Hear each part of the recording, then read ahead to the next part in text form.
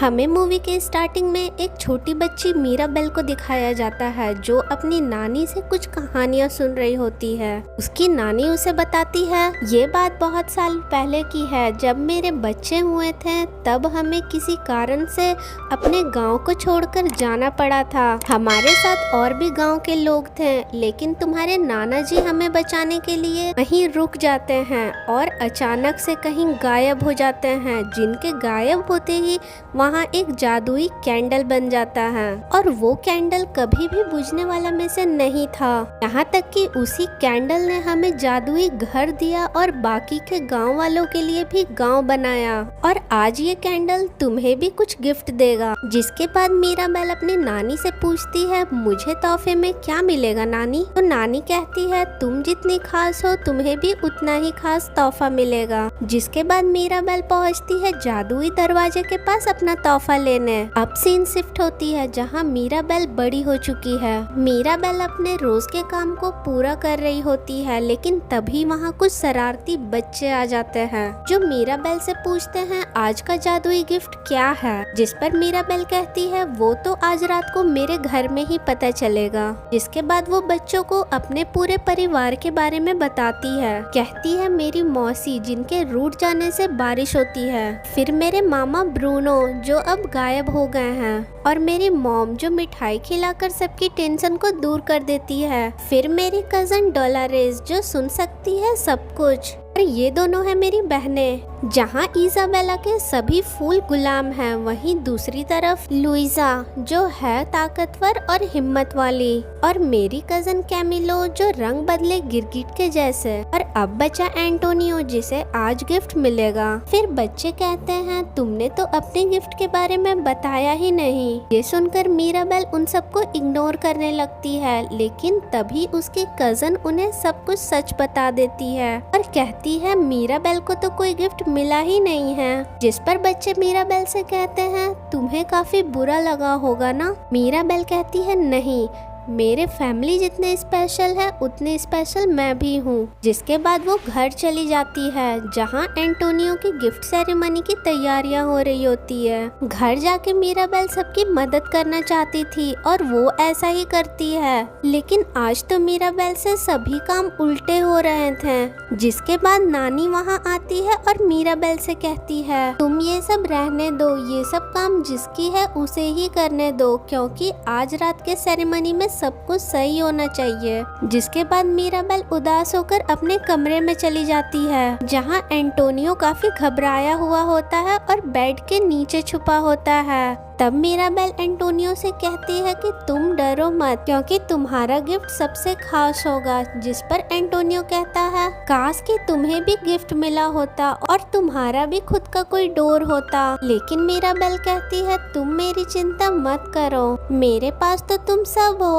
सभी लोग पार्टी में आने लगते हैं जहाँ उसके कजन की जादू देखकर सब हैरान होते हैं। अब आखिरकार वो समय आ ही गया जब एंटोनियो को गिफ्ट मिलने वाला है, लेकिन एंटोनियो तो मीराबेल को भी अपने साथ चलने को कहता है। फिर मीराबेल को भी याद आता है कि वो भी ऐसे ही गिफ्ट लेने के लिए आगे बढ़ी थी, लेकिन तब गिफ्ट का दरवाजा गायब हो गया था।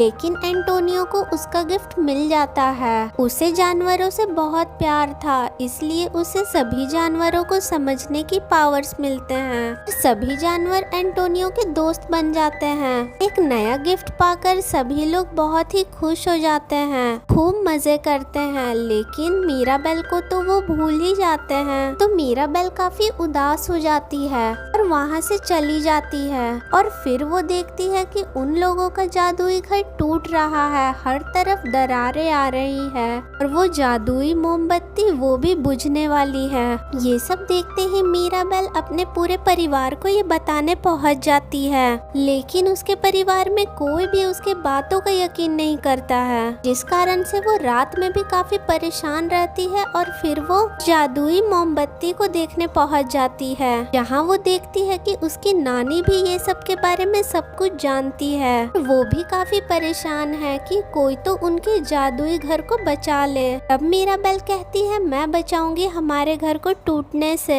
फिर अगले सुबह मीराबेल अपने कजन सिस्टर से पूछती है, करिश्मे को क्या हुआ है? पर वो मीराबेल को बताती है कि मुझे बस इतना ही पता है कि कल रात भर लुइजा की आंख फड़क रही थी। अगर इससे ज्यादा तुम्हें कुछ जानना है तो तुम लुइजा से ही बात करो। इसके बाद मीराबेल तो लुइजा के पीछे ही पड़ जाती है, लेकिन पहले तो लुइजा मीराबेल को काफी इग्नोर करती है। के बाद लुइजा बताती है कि कल रात जब तुमने दरारे देखे थे तब मेरी जादुई शक्ति कम हो गई थी, और फिर मैंने बड़ों को भी बात करते हुए सुना था कि ब्रूनो मामा ने जादू के कुछ झलक देखे थे। अब अगर तुम्हें इससे ज्यादा कुछ जानना है तो तुम ब्रूनो मामा के टावर में जाओ। जिसके बाद मीराबेल ब्रूनो मामा के कमरे में पहुंच जाती है, जहां सिर्फ रेत ही रेत होती है। मीराबेल को वहां कुछ टूटे हुए कांच के टुकड़े मिलते हैं, जिसपे उसे अपनी तस्वीर नजर आती है, लेकिन तभी कमरे में रेत बढ़ने लगती है। फिर मीराबेल जल्दी जल्दी उन कांच के टुकड़ों को इकट्ठा करके बाहर निकल जाती है और अपने कमरे में जाके उन्हें जोड़ने लगती है। लेकिन तभी मीराबेल के पापा वहां आ जाते हैं, लेकिन वो ये सब देखकर इन सभी टुकड़ों को छुपाने के लिए अपने पॉकेट में डालने लगते हैं और मीराबेल को चुप रहने को कहते हैं। अब उधर मारियानो इजाबेला को देखने घर पर आ जाता है, लेकिन तभी कुछ शरारती गिलहरियां मीराबेल के पापा के जेब से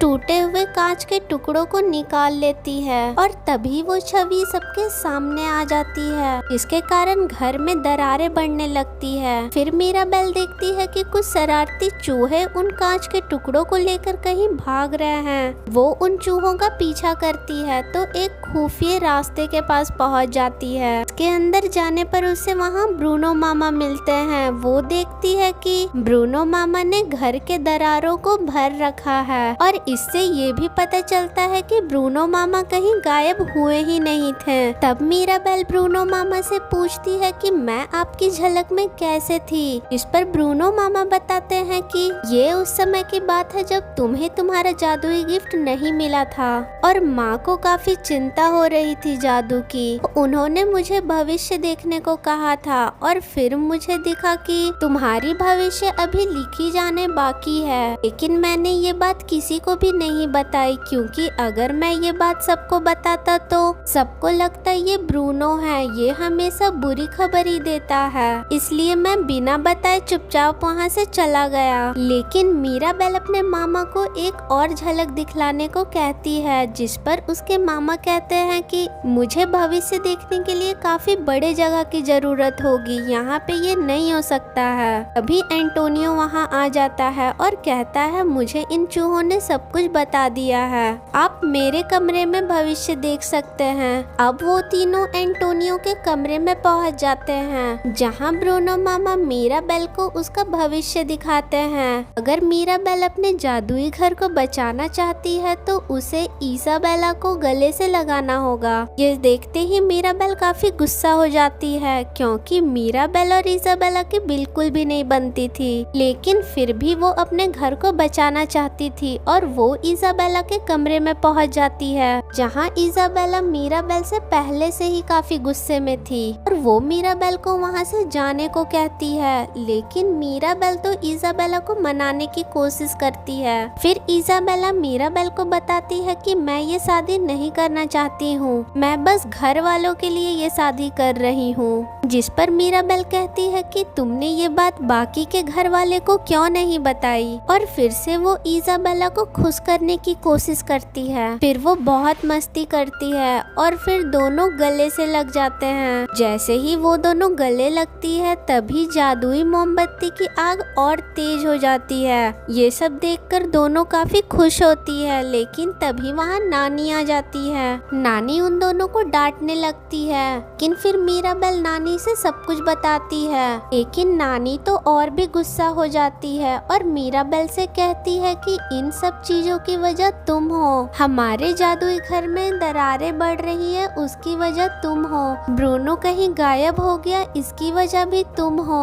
जिस पर मीराबेल अपनी नानी को कहती है कि मैं नहीं, इन सभी चीजों की वजह आप हो, क्योंकि आपने अपने परिवार से ज्यादा जरूरी तो जादू को समझा। ये कहते ही जादुई घर टूटने लगता है। भी मीराबेल मोमबत्ती को बचाने के लिए ऊपर जाती है और वो मोमबत्ती को बचा भी लेती है, लेकिन तभी सारा घर टूट ही जाता है। वो जादुई घर मीराबेल को तो बचा लेता है, लेकिन उसके खुद के टुकड़े हो जाते हैं और वो जादुई मोमबत्ती भी बुझ जाती है। इसके बाद मीराबेल दुखी होकर वहाँ से कहीं चली जाती है। फिर सभी घर वाले मीराबेल को ढूंढने लगते हैं, लेकिन वो कहीं नहीं मिलती। फिर नानी मीराबेल को ढूंढते हुए उसके पास पहुंच जाती है, तो मीराबेल नानी से माफी मांगती है, लेकिन नानी कहती है कि नहीं, इसमें तुम्हारी कोई गलती नहीं है और ये नदी वही है जिसमें मुझे वो करिश्मा मिला था और मैं उस करिश्मे वाले वरदान को बचाने के लिए इतनी परेशान हो गई कि मैं ये भूल ही गई कि मेरे परिवार से ज्यादा महत्व इस करिश्मे का नहीं है, जिस वजह से ये सब कुछ हो गया। फिर वो दोनों इमोशनल हो जाते हैं, लेकिन तभी वहाँ ब्रूनो मामा आते हैं और कहते हैं मीराबेल की इसमें कोई भी गलती नहीं है, उसे तो भविष्य की झलक मैंने ही दिखाई थी। लेकिन नानी ब्रूनो मामा को गले से लगा लेती है और वो तीनों वहाँ से चले जाते हैं, जिसके बाद वो पूरे परिवार मिलकर घर को दोबारा से बनाने लगते हैं, जिसमें गांव वाले भी उनकी काफी मदद करते हैं। घर बनने के बाद सभी लोग मीराबेल को घर को खोलने को कहते हैं और मीराबेल ऐसा ही करती है। मीराबेल जैसे ही घर को खोलती है वैसे ही वो घर जादुई बन जाती है और घर में घुसते ही सभी लोग की जादू वापस आ जाती है, जिससे वो लोग खुशी से झूम उठते हैं और मूवी इसी के साथ खत्म होती है। मूवी कैसी लगी कमेंट में जरूर बताएं।